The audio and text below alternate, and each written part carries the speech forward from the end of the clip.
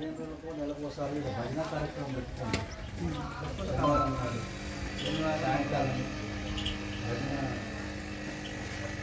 అన్ని భజనలు ఇలా వస్తాయి కదా యూట్యూబ్లో. తర్వాత మీరు ఇన్స్ట్రుమెంట్స్ కూడా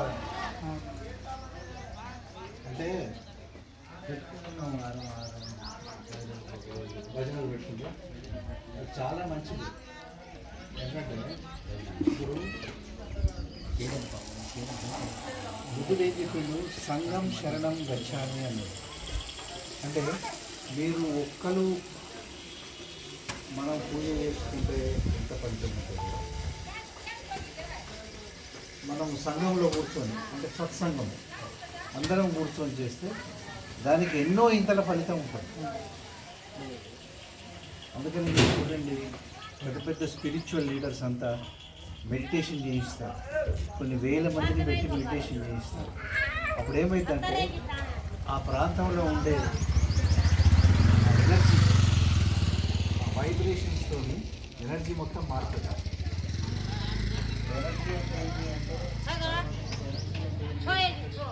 మన ఎనర్జీని చూడలేము, మనం గాలిని చూడగలం, గాలిని ఓన్లీ ఫీల్ కాగలుగుతాం.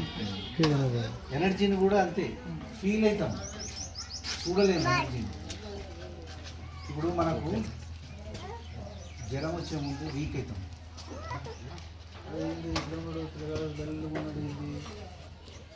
అంటే ఏంది, ఆ ఎనర్జీ, ఆ శక్తి అనేది ఏదో డిప్లీట్ అయింది. తెల్లారి జ్వరం వస్తుంది. అదే ఎనర్జీ మనకు కనిపించదే ఎనర్జీ.